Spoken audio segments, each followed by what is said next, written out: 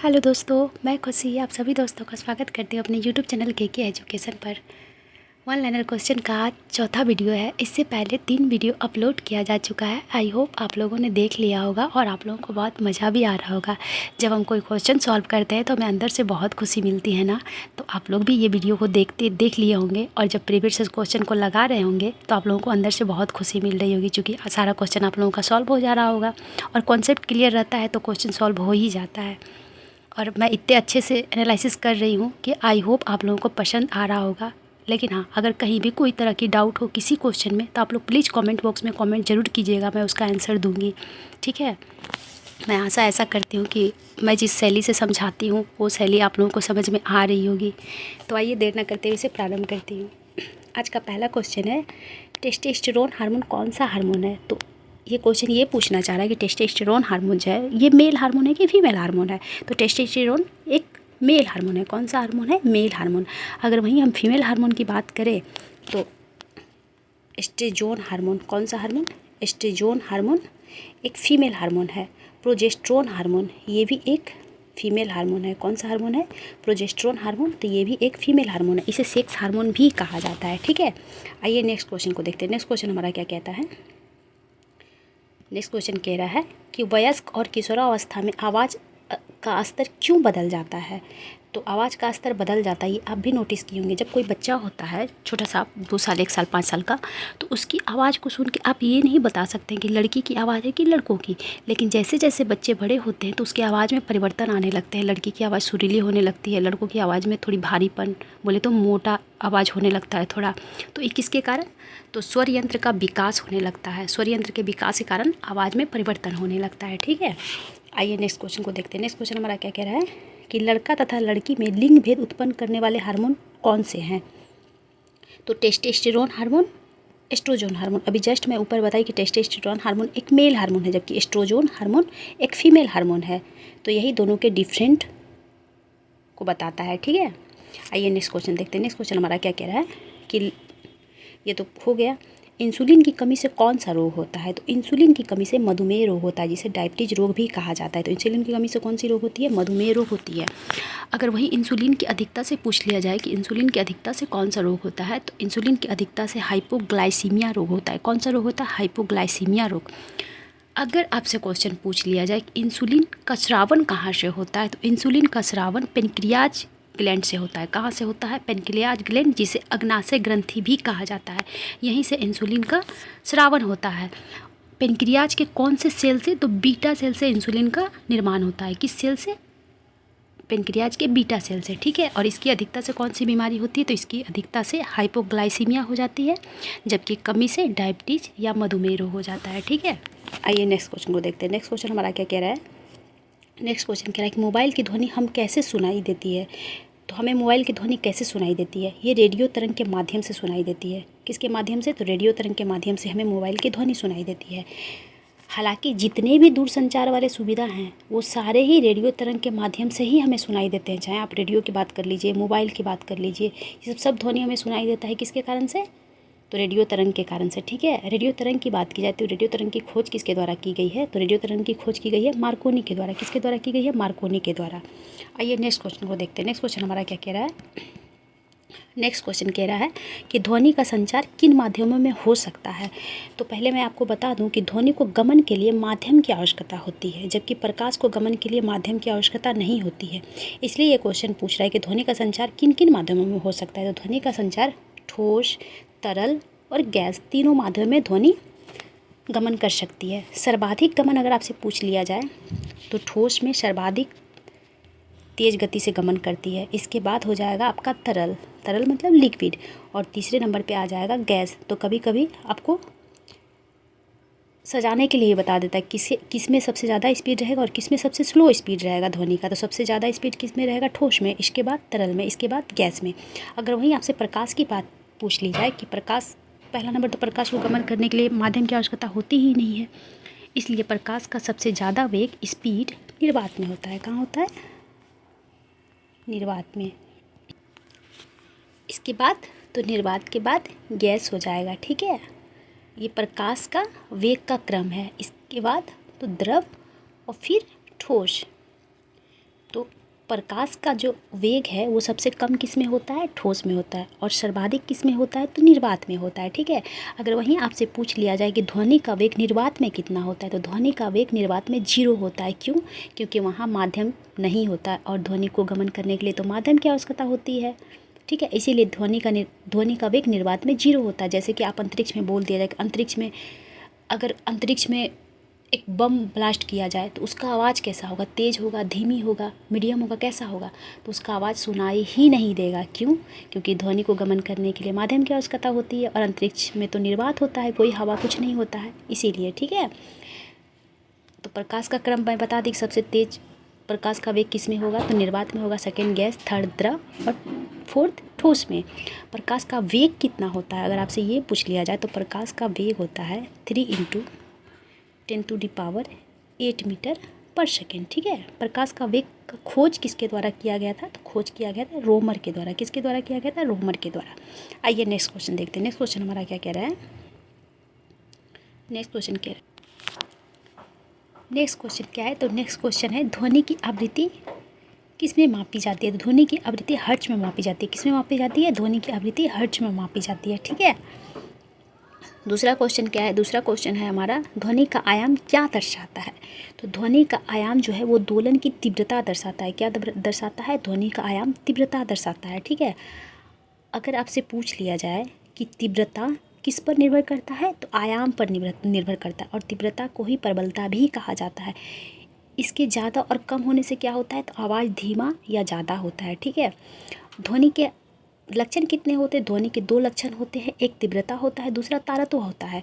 और तीव्रता के अप डाउन से क्या होता है, आवाज़ धीमा या ज़्यादा होता है, जबकि तारत्व के कम और ज़्यादा से क्या होता है, पहला तो ये देख लीजिए कि तारत्व निर्भर किस पे करता है, तारत्व आवृत्ति पर निर्भर करता है। किस पर निर्भर करता है, आवृत्ति पर निर्भर करता है। ठीक है, या फिर ऐसा भी बोला जा सकता है आवृत्ति किस पर निर्भर करता है, तारत्व पे। ठीक है, और जिसके ध्वनि की तीव्रता नहीं, आवृत्ति सर्वाधिक होगा, उसकी आवाज़ बहुत सुरीली बोले तो पतला होता है। ठीक है, इसलिए लड़कियों की आवाज़ बहुत तीखी और पतली होती है, क्योंकि उसकी आवृत्ति बहुत उच्च होती है, और लड़कों की ध्वनि की आवृत्ति बहुत निम्न होती है, इसीलिए लड़कों की आवाज़ थोड़ी मोटी होती है। ठीक है, और अगर आपसे ऐसा पूछ लिया जाए कि WHO के अकॉर्डिंग कितने से कितने तक की ध्वनि हम सुन सकते हैं, तो WHO के अकॉर्डिंग हम 45 डेसिबल की ध्वनि सुन सकते हैं। कितने डेसिबल की, तो 45 डेसिबल की आवाज़ को हम सुन सकते हैं। ये हमारे कान के लिए सही है, इससे ज़्यादा की ध्वनि हमारे कान के लिए हानिकारक है। ठीक है, लेकिन भारतीय कानून के हिसाब से कितने डेसिबल की ध्वनि हम सुन सकते हैं, तो भारतीय कानून के हिसाब से 80 डेसिबल के अंदर तक की ध्वनि सुन सकते। इससे ज़्यादा डेसिबल की ध्वनि अपराध है। इससे ज़्यादा डेसिबल की ध्वनि अगर कोई कर रहा है तो उस पर कानूनन कार्रवाई की जाएगी। ठीक है, तो WHO के अकॉर्डिंग हम कितने से कितने तक की ध्वनि सुन सकते हैं, तो 45 डेसिबल की ध्वनि को हम सुन सकते हैं। ठीक है, आइए नेक्स्ट क्वेश्चन को देखते हैं। नेक्स्ट क्वेश्चन हमारा क्या कह रहा है, नेक्स्ट क्वेश्चन कह रहा है मानव कान किस आवृत्ति तक की ध्वनि को सुन सकता है, तो मानव कान 20 हर्ट्ज से 20,000 तक के हर्ट्ज की ध्वनि को सुन सकता है। और इसे कौन सा श्रव्य कहा जाता है, इसे कहा जाता है श्रव्य ध्वनि। क्या कहा जाता है, इसे कहा जाता है श्रव्य ध्वनि। ठीक है, 3 प्रकार के ध्वनि होते, एक तो श्रव्य ध्वनि होते हैं, दूसरा प्राश्रव्य ध्वनि होते हैं, और तीसरा अपश्रव्य ध्वनि होते हैं। तो ये श्रव्य ध्वनि जो है ये 20 हर्ट्ज से 20,000 तक के ध्वनि को कहा जाता है श्रव्य ध्वनि, जिसे मानव कान आसानीपूर्वक सुन सकता है। प्राश्रव्य ध्वनि 20,000 हर्ट्ज से अधिक के ध्वनि को प्राश्रव्य ध्वनि कहा जा सकता है, कहा जा सकता नहीं, कहा जाता है, जिसे हम नहीं सुन सकते किसी भी कीमत पर। और एक हो गया अपश्रव्य ध्वनि, जो कितना से कितना के बीच होता है, तो ये 20 हर्ट्ज से कम की ध्वनि होता है।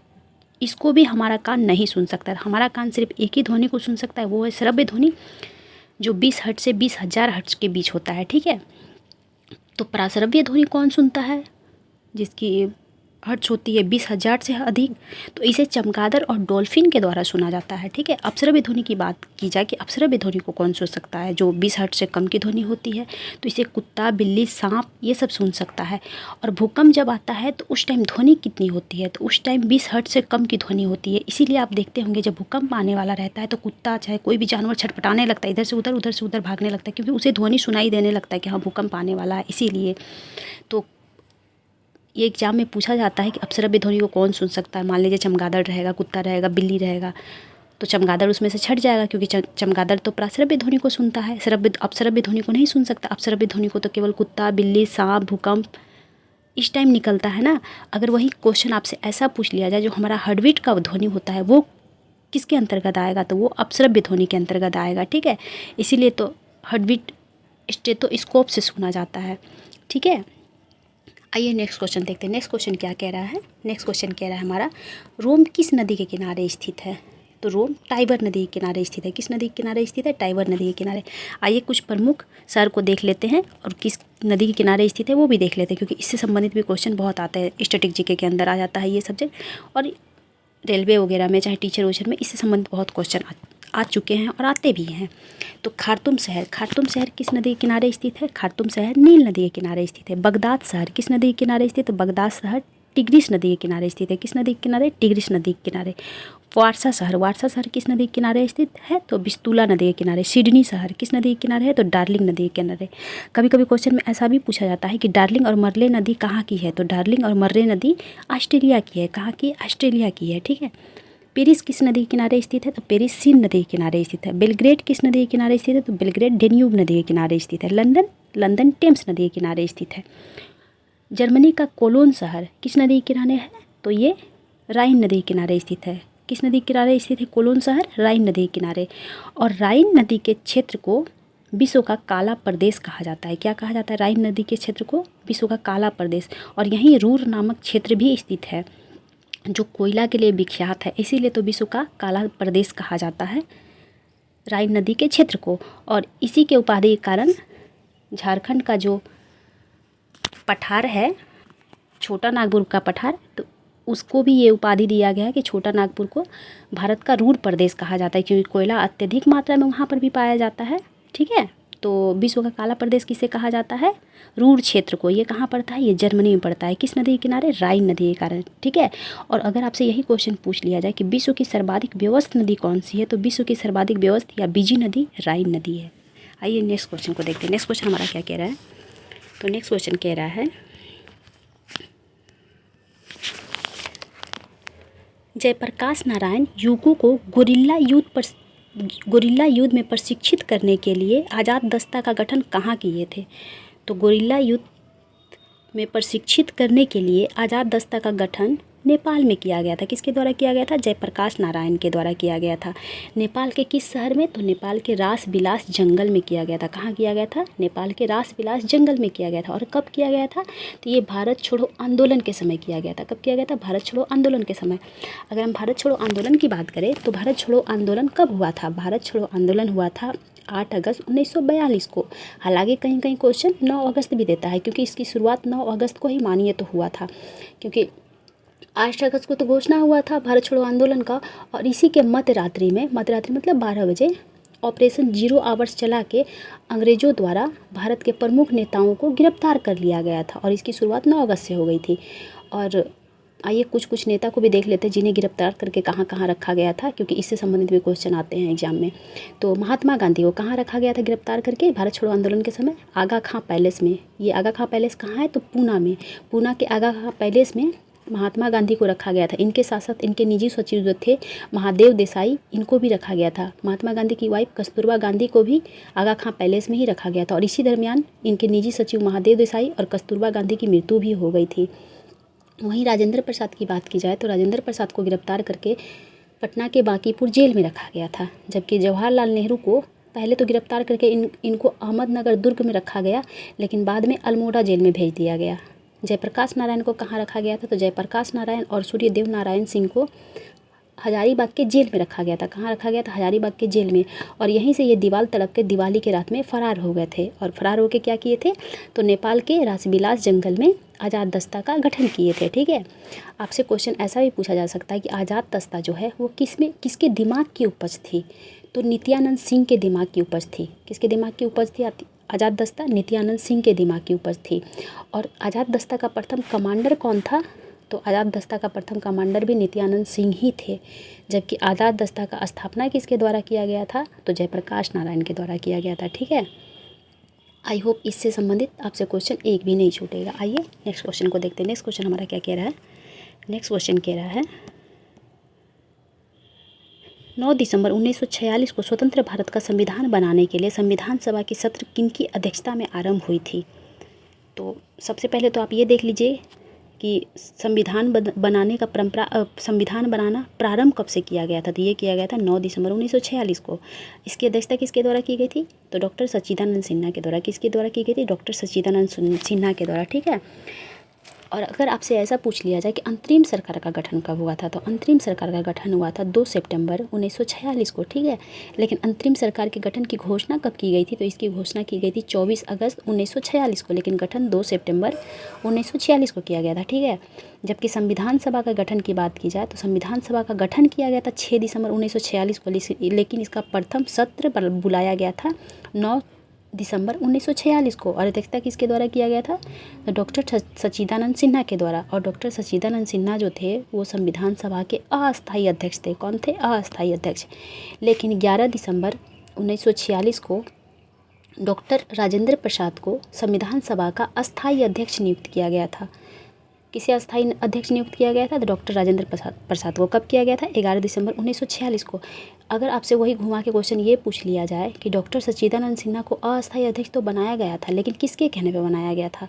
तो ये जेपी कृपलानी के कहने पे डॉक्टर सच्चिदानंद सिन्हा को संविधान सभा का अस्थायी अध्यक्ष बनाया गया था। और ये परंपरा कहाँ से लिया गया था? तो ये परंपरा फ्रांस से लिया गया था। कहाँ से लिया गया था? फ्रांस से लिया गया था, ठीक है। अगर वही आपसे ये पूछ लिया जाए कि आधुनिक बिहार का जन्मदाता किसे कहा जाता है, तो ये भी डॉक्टर सच्चिदानंद सिन्हा को ही कहा जाता है। आइए कुछ और महत्वपूर्ण क्वेश्चन को देख लेते हैं।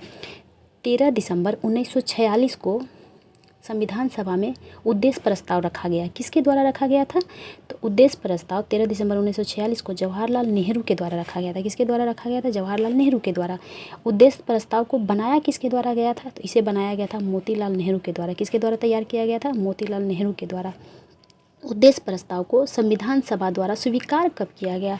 तो उद्देश्य प्रस्ताव को रखा तो गया था 13 दिसंबर 1946 को जवाहरलाल नेहरू के द्वारा, लेकिन इसे संविधान सभा के द्वारा स्वीकार किया गया था 22 जनवरी 1947 को। कब स्वीकार किया गया था? 22 जनवरी 1947 को। वहीं आपसे ये क्वेश्चन पूछ लिया जाए कि राष्ट्रीय ध्वज को कब अपनाया गया था? तो राष्ट्रीय ध्वज को 22 जुलाई 1947 को अपनाया गया था। कब अपनाया गया था? 22 जुलाई 1947 को राष्ट्रीय ध्वज को अपनाया गया था। 15 अगस्त 1947 को तो भारत की आज़ादी हुई थी, ये तो सब जानते हैं। 29 अगस्त 1947 को ड्राफ्टिंग कमेटी की गठन हुई थी। ड्राफ्टिंग कमेटी जिसे प्रारूप समिति भी कहा जाता है, इसका गठन कब हुआ था? तो 29 अगस्त 1947 को। किसके द्वारा किया गया था? इसकी अध्यक्षता किसके द्वारा की गई थी? तो इसकी अध्यक्षता की गई थी BR अम्बेडकर के द्वारा। किसके द्वारा किया गया था? भीमराव अम्बेडकर के द्वारा। इसमें कुल सदस्य कितने थे? तो एक तो अध्यक्ष थे जो भीमराव अम्बेडकर थे और 6 अन्य सदस्य थे, यानी कि प्रारूप समिति में कुल 7 सदस्य थे। कितने सदस्य थे? 7 सदस्य थे। आइए कुछ और क्वेश्चन को भी देख लेते हैं। 14 सितंबर 1949 को हिंदी को राजभाषा के रूप में अपनाया गया था। कब अपनाया गया था? 14 सितंबर 1949 को हिंदी को राजभाषा के रूप में अपनाया गया था। इसीलिए हिंदी दिवस हम लोग 14 सितंबर को मनाते हैं। प्रत्येक 14 सितंबर को हम लोग कौन सा दिवस मनाते हैं? तो प्रत्येक 14 सितंबर को हम लोग हिंदी दिवस मनाते हैं, ठीक है। 26 नवंबर 1949 को संविधान सभा जब बनकर तैयार हो गया तो इसे अंतरिम रूप से या फिर आंशिक रूप से पहली बार लागू किया गया। कब किया गया था आंशिक रूप से संविधान सभा को लागू? तो 26 नवंबर 1949 को लागू किया गया था। इसीलिए संविधान दिवस 26 नवंबर को मनाया जाता है। तो संविधान दिवस कब मनाया जाता है? 26 नवंबर को संविधान दिवस मनाया जाता है। क्यों मनाया जाता है? क्योंकि 26 नवंबर 1949 को ही संविधान को आंशिक रूप से लागू किया गया था, ठीक है। पूर्णतः कब लागू किया गया था संविधान को? तो पूर्णतः लागू किया गया था पूर्ण रूप से 26 जनवरी 1950 को। कब लागू किया गया था संविधान को? 26 जनवरी 1950 को लागू किया गया था, ठीक है। वहीं अगर राष्ट्रगान की बात की जाए तो राष्ट्रगान कौन सा है और राष्ट्रगीत कौन सा है, ये आप लोग हमें कमेंट बॉक्स में बताइएगा। अगर आप लोग नहीं बताएंगे तो कल मैं आंसर दे दूँगी इसका, ठीक है। आई होप आप लोग ज़रूर बताएंगे। तो जन गण मन को और वंदे मातरम को 24 जनवरी 1950 को अपनाया गया था। कब अपनाया गया था? 24 जनवरी 1950 को जनगण मन को और वंदे मातरम को अपनाया गया था, ठीक है। और संविधान सभा की अंतिम बैठक आपसे पूछ लिया जाए कि संविधान सभा की अंतिम बैठक कब हुई थी, तो संविधान सभा की अंतिम बैठक भी 24 जनवरी 1950 को ही हुई थी। संविधान सभा को भंग कब किया गया था? संविधान सभा को भंग भी 24 जनवरी 1950 को ही 24 जनवरी 1950 को ही किया गया था। कब किया गया था संविधान सभा को भंग? तो 24 जनवरी 1950 को किया गया था। आई होप आप लोगों का कॉन्सेप्ट इससे संबंधित क्लियर हो गया होगा। आइए नेक्स्ट क्वेश्चन देखते हैं। नेक्स्ट क्वेश्चन हमारा क्या कह रहा है? नेक्स्ट क्वेश्चन कर रहा है कुंवर सिंह ने किस युद्ध में नाना साहेब को सहयोग किया था। तो किस युद्ध में कुंवर सिंह द्वारा नाना साहेब का सहयोग किया गया था? कानपुर के युद्ध में। किस युद्ध में? 1857 का जो क्रांति चल रहा था, 1857 की क्रांति, उस समय कानपुर में कुंवर सिंह ने नाना साहेब के सहयोग किए थे। ठीक है। अगर आपसे ऐसा पूछ लिया जाए कि 1857 की क्रांति बिहार में किसके द्वारा नेतृत्व किया गया था, तो बिहार में कुंवर सिंह के द्वारा नेतृत्व किया गया था। किसके द्वारा नेतृत्व किया गया था? कुंवर सिंह के द्वारा। लेकिन बिहार न देके वहाँ पटना दे दिया जाए कि पटना में किसके द्वारा नेतृत्व किया गया था, तो पटना में किसके द्वारा नेतृत्व किया गया था? एक पुस्तक विक्रेता थे पीर अली, उन्हीं के द्वारा पटना में 1857 की क्रांति का नेतृत्व किया गया था। अगर आपसे क्वेश्चन ये पूछ लिया जाए कि 1857 की क्रांति की शुरुआत कहाँ से हुई थी, तो 1857 की क्रांति की शुरुआत बिहार के रोहिणी से हुई थी, जो देवघर जिला के अंतर्गत एक गांव है, वहीं से बिहार में 1857 की क्रांति की शुरुआत हुई थी। ठीक है। कब हुई थी 1857 की क्रांति की शुरुआत? रोहिणी से। तो ये आप लोग हमें कमेंट बॉक्स में बताइएगा। ठीक है। आइए नेक्स्ट क्वेश्चन देखते हैं। नेक्स्ट क्वेश्चन हमारा क्या कह रहा है, तो नेक्स्ट क्वेश्चन कह रहा है भारत में वहाबी आंदोलन के प्रवर्तक सैयद अहमद खान जो हैं, ये पटना कब आए थे? तो सैयद अहमद खान पटना आए थे 1821 में। कब आए थे? 1821 में। वहाबी आंदोलन का केंद्र कहाँ था? तो वहाबी आंदोलन का केंद्र भी पटना में ही था। कहाँ था वहाबी आंदोलन का केंद्र? पटना में ही था। वहाबी आंदोलन को किसके द्वारा दबा दिया गया था? तो वहाबी आंदोलन को कैनिंग वायसराय के द्वारा दबा गया था। किस वायसराय के द्वारा दबाया गया था? कैनिंग के द्वारा दबा दिया गया था। आइए नेक्स्ट क्वेश्चन देखते हैं। नेक्स्ट क्वेश्चन हमारा क्या कह रहा है? नेक्स्ट क्वेश्चन कह रहा है कि विश्व का सबसे छोटा लिखित संविधान कहाँ का है? तो विश्व का सबसे छोटा लिखित संविधान मोनाको का है। कहाँ का है? किस देश का है? तो मोनाको का है सबसे छोटा लिखित संविधान।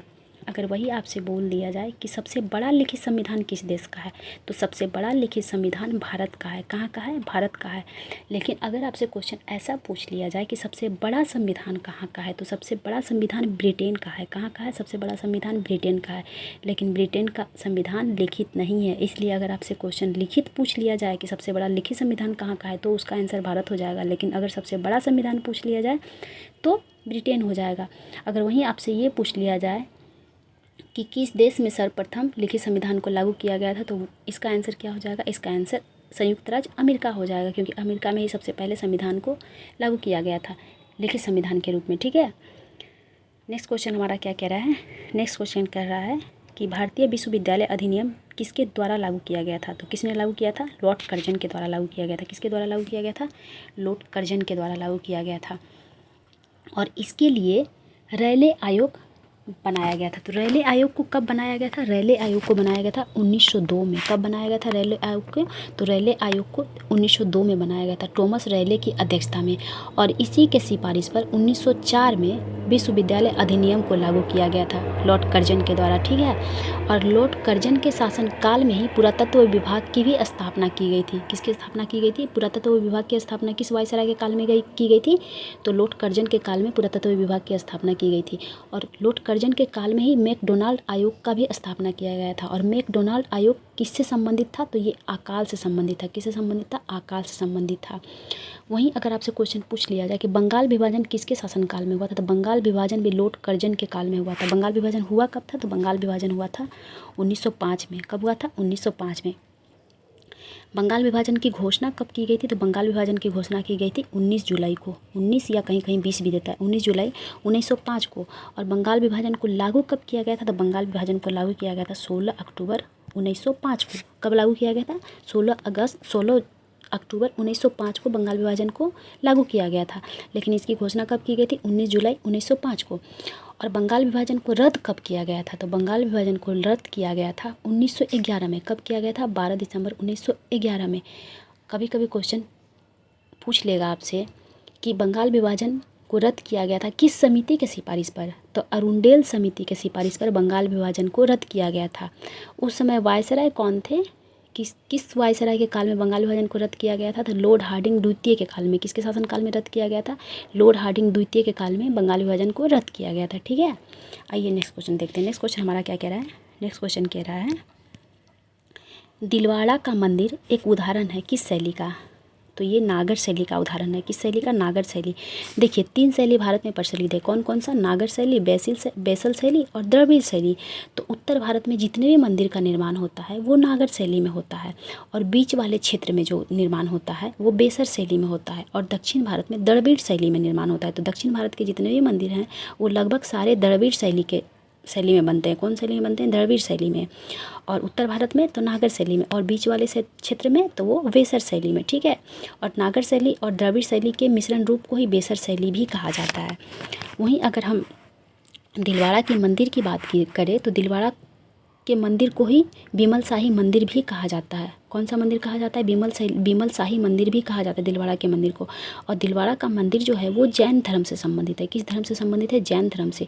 ये किस पर्वत पर बनाया गया है इस मंदिर को? तो माउंट आबू पर्वत पर। कहाँ बनाया गया है? माउंट आबू पर्वत राजस्थान में बनाया गया है। ठीक है। और माउंट आबू पर्वत पर एक कृत्रिम झील का भी निर्माण किया गया है। उस झील का नाम क्या है? तो उस झील का नाम है नक्की झील। कौन सा झील है? कृत्रिम झील तो नक्की झील है। ठीक है। नकटी झील देख लीजिए बिहार के जमुई में है, लेकिन ये नक्की झील है जो कहाँ स्थित है? माउंट आबू पर्वत पर स्थित है, और ये एक कृत्रिम झील है। ठीक है। आइए नेक्स्ट क्वेश्चन को देखते हैं। नेक्स्ट क्वेश्चन हमारा क्या कह रहा है कि लोदी राजवंश का अंतिम शासक कौन था? तो लोदी राजवंश का अंतिम शासक इब्राहिम लोदी था। कौन था? इब्राहिम लोदी। लोदी वंश की स्थापना किसके द्वारा की गई थी? तो लोदी वंश की स्थापना की गई थी बहलोल लोदी के द्वारा। किसके द्वारा की गई थी? बहलोल लोदी के द्वारा। लोदी वंश का एक शासक सिकंदर लोदी बहुत ही प्रसिद्ध हुआ था। सिकंदर लोदी के द्वारा ही 1504 ईस्वी में आगरा शहर को बसाया गया था, और दिल्ली से राजधानी को स्थानांतरण करके आगरा कर दिया गया था। तो आगरा शहर की स्थापना किसके द्वारा की गई थी? सिकंदर लोदी के द्वारा। कब की गई थी? 1504 ईस्वी में। ठीक है। और इब्राहिम लोदी जो है ये किस युद्ध में मारा गया? तो इब्राहिम लोदी पानीपत का प्रथम युद्ध में मारा गया। पानीपत का प्रथम युद्ध किसके किसके बीच हुआ था? तो इब्राहिम लोदी और बाबर के बीच हुआ था। बाबर की जीत हुई थी, और यही पानीपत के प्रथम युद्ध के विजयी के बाद भारत में मुगल साम्राज्य की स्थापना हुई थी। ठीक है। अगर पानीपत के कुल युद्ध की बात की जाए तो पानीपत के कुल 3 युद्ध हुए थे। कब कब हुए थे? 1526 में, 1556 में और 1761 में। तो 1526 में बाबर और इब्राहिम लोदी के बीच हुआ था, जबकि 1556 में अकबर और हेमू के बीच हुआ था। वहीं 1761 की बात की जाए तो 1761 में मराठा साम्राज्य और अहमद शाह अब्दाली के बीच हुआ था। तो कुल कितने पानीपत के युद्ध हो गए थे? 3 युद्ध। ठीक है। आइए नेक्स्ट क्वेश्चन को देखते हैं। नेक्स्ट क्वेश्चन हमारा क्या कह रहा है? नेक्स्ट क्वेश्चन कह रहा है कि मानव अधिकार की विश्वास व्यापी घोषणा पर कब हस्ताक्षर किया गया था? तो कब हस्ताक्षर किया गया था? 10 दिसंबर 1948 को। कब हस्ताक्षर किया गया था? 10 दिसंबर 1948 को। इसीलिए मानव अधिकार दिवस प्रत्येक वर्ष 10 दिसंबर को मनाया जाता है। ठीक है। आइए नेक्स्ट क्वेश्चन को देखते हैं। नेक्स्ट क्वेश्चन हमारा क्या कहता है कि भारतीय नीति आयोग का पदेन अध्यक्ष कौन होता है? तो पदेन अध्यक्ष प्रधानमंत्री होते हैं। इसे पदेन अध्यक्ष क्यों बोला जाता है? तो पदेन अध्यक्ष इसलिए बोला जाता है क्योंकि प्रधानमंत्री ऑलरेडी एक जगह पर स्थित हैं, क्योंकि वो भारत के प्रधानमंत्री हैं, और इसके साथ साथ वो दूसरे कार्यभार को संभाल भी रहे हैं, क्योंकि नीति आयोग के अध्यक्ष बन गए, इसीलिए इनको पदेन अध्यक्ष कहा जाता है कि मतलब एक कार्य के साथ साथ दूसरे कार्य को भी संभाल रहे हैं, इसीलिए। ठीक है। कोई भी आदमी जब एक कार्य के साथ साथ दूसरे कार्य को संभालता है तो उसके आगे पदेन लग जाता है। ठीक है। तो इसीलिए नीति आयोग के पदेन अध्यक्ष कौन है? तो प्रधानमंत्री हैं। आइए नीति आयोग से संबंधित कुछ और क्वेश्चन को देख लेते हैं, जिससे संबंधित क्वेश्चन आते हैं एग्जाम में।